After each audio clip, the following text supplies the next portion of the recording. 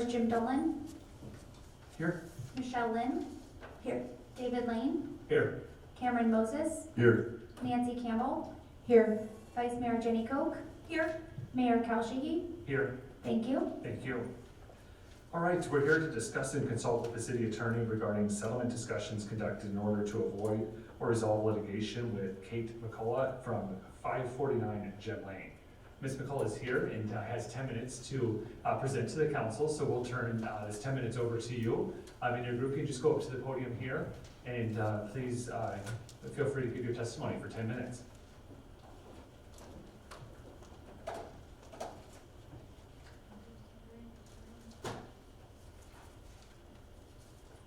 And Ms. McCullough, just so you know, there is a light indicator box next to Ms. Williams there. Green means you have your 10 minutes. It'll go to yellow at 1 minute remaining, and then it will go to red at your 10 minutes, just so you keep an eye on that. Okay, Thank you. First, my name is Kate McCullough.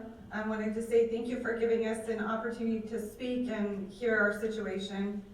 I was kind of surprised to see it made the front page of the newspaper this morning. But before I make my statement, I just wanted to make a couple things clear on it. First, our measurements that we used, they were not from the sidewalk. We used some existing property pins that were already in place. The measurement notating the 25-foot setback is on the back of the property according to our plans. And so I think the plans have been misread where it marks 25 feet. If you look at the plans, that's to the rear of the property. Also, my address is 549 Gem. I don't live on Acoma. So using the guidebook from the city that we got, the disputed setback is on the side of our property. We went off of the guidebook. According to the guidebook, the side of the property is a 5-foot setback. On ours, we're 11 from the property pin. After several meetings and discussions with city members, that's how we got to the 25-foot, that we were required to have a 25-foot setback on the side. They gave us all sorts of reasons throughout those meetings. And several meetings in is how they got to, you have to have a 25 because we have 2 front yards. And that's why we had to move the garage. We were even told by Luke, when I asked him about it, that we were the only house in Lake Havasu that had that, because we wanted to go out and measure similar properties to ours. Nowhere in the guidebook does it state anything about reverse corner lots. Also, we were told in one of the meetings about a site survey, and that was brought up during our variance meeting. That was the first time we heard about having a site survey. We were not required to have a site survey. Nobody ever mentioned it. And in one of those meetings that we were having, Tom, the inspector, said that he didn't recommend that we have a site survey because he didn't think that we could afford it. We've jumped through several hoops, done everything that's asked of us. If that would have been asked of us, we would have done a site survey.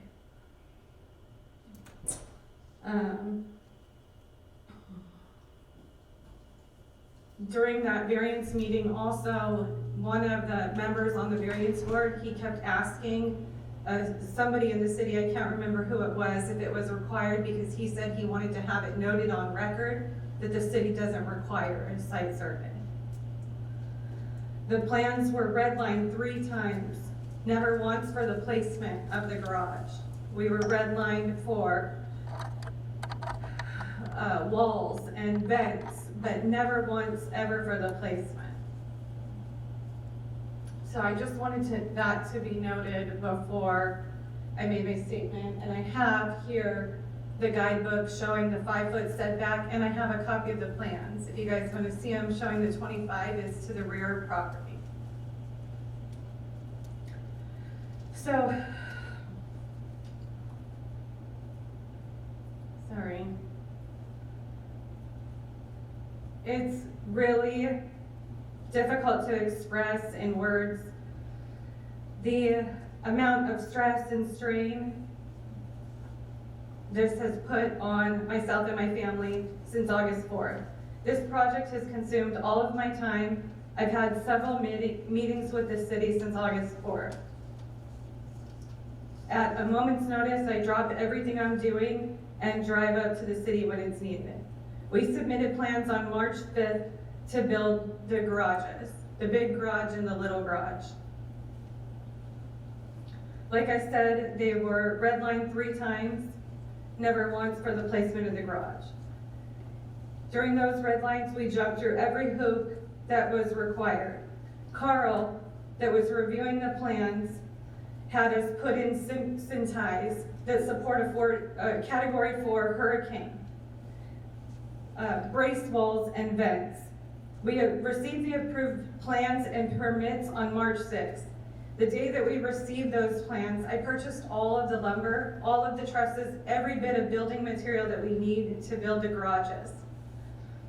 When I purchased all that, that was also at the peak of the lumber prices spiking up. When Tom the inspector came out on May 10th to inspect the footings and signed off for them, he said everything looked great. Again, never stating about the placement of the garage when we could have easily moved it. On March 15th, we poured concrete and he came out again and said everything looked great. Towards the end of June, we had Tom come out because we had to go to Iowa for some funerals and a wedding. And we wanted to weatherproof it until we got back at the beginning of August and put the roof on. And he said, go ahead and do it, it looks great. Never mentioning anything again. He just wanted us to put up the brace wall, so we did. On July 7th, I received a call from my daughter while I was in Iowa saying that somebody came to the house and gave her a red piece of paper. I immediately knew what it was and I called and set up a meeting. When I returned from Iowa, they said somebody driving down the street called to complain about the placement of the building and we needed to move it. During those meetings and several subsequent meetings, they've admitted that it was their mistake and the only way to rectify it was to fill out a form and submit to the insurance company. Due to the work being stopped, it's caused significant damage to all the lumber and everything being exposed to it. Moving the building back and cutting off that front section would eliminate the small garage altogether. And I would have no use for the trusses or any of the lumber out there that we've already purchased. We filed the major variance and that got denied because they said it's a safety hazard. I have pictures of the property. I'm sure everybody's seen it, everybody drives by, everybody knows where it's at. But I took pictures again this morning showing that it's clearly not a safety hazard. They denied it and said it was because if we back out onto a coma. Every house on a coma from industrial to 95 that has a driveway, they all back out. We could safely back out if we need to.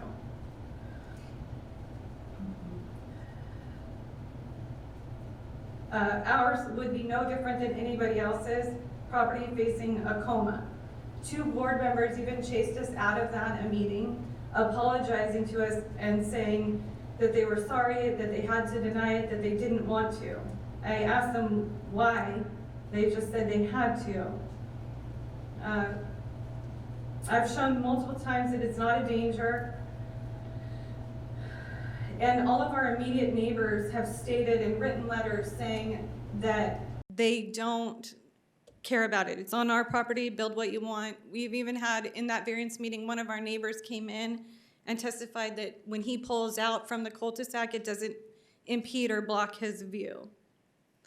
I'm not looking to make any money on this. I'm just looking to get it fixed and rectified. And through all these meetings, I was told, fill out the form and we'll fix it. The insurance company, what's it gonna take to make you whole?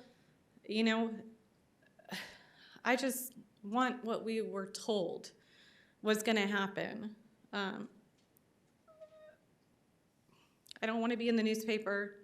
Also, they had the property resurveyed, and now we gained 2 feet. Knowing that, we could have made it even bigger on one side. So I sincerely hope we can come to a fair resolution tonight, and I really thank you for your time. Thank you. Do any members of the council have any questions for Ms. McCullough? This time? Yeah, Councilmember Campbell is mentioning the pictures and plans that you said you brought. If you could give them to Ms. Williams. These are my copies, but I'd happy to show you. Okay.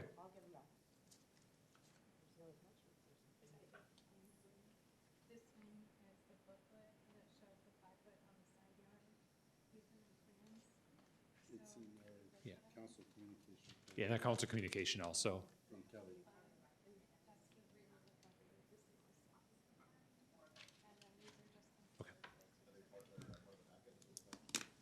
Yeah, I Miss- think they, Yeah, well, we have to make it part of the public record if you want us to see them. So we would have to either make a copy of them and return the originals to you at a later date, but it has to be part of the public record for, Well, and if you could speak in the microphone, I'm sorry, Sorry. lots of craziness, but yeah, we're on television. Yeah. I'd be happy to make copies. The photographs, I don't want to give my original plans, but I mean, they're all the plans with the city. I just wanted to make sure that it was clear that, because they're saying that 25 foot, we measured from the sidewalk. I just wanted to show that that's to the rear of the property. Okay, I think the point was made then. We're comfortable with that. Gonna see those when we go back? Yeah, we have some information that we can go over. Yes. Oh, Yeah. thank you. Okay, so yeah, we're clear on that. So you can go ahead and keep the documents that you gave. I'll leave the photographs. Yeah. All right, so if I don't, Councilmember Lane? Thank you. I just have a question. When you submitted the plans, who made the measurements for you? My dad, Who is, name? Steve McCullough. I can't just put in my notes, Oh. her dad. My dad, Steve McCullough. Thank you.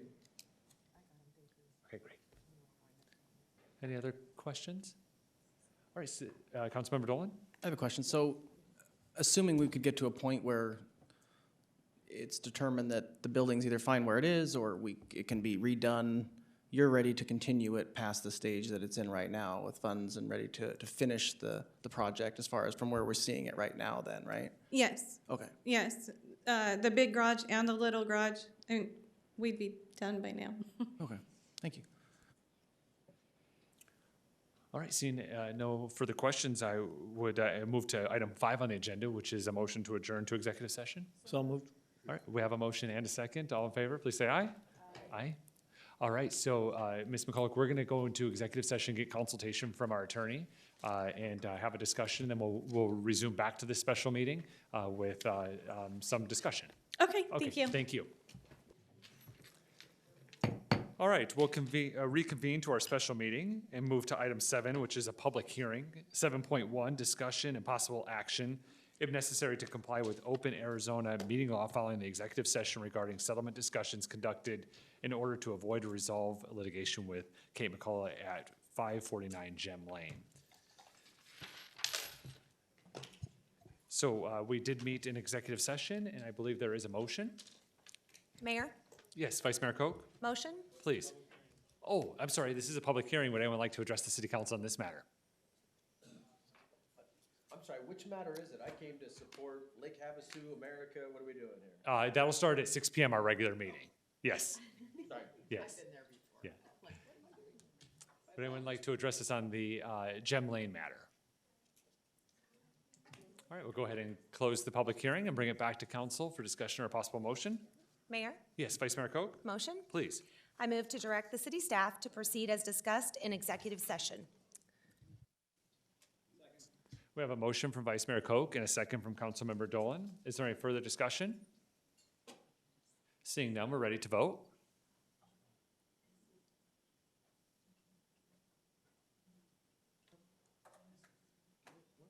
It's,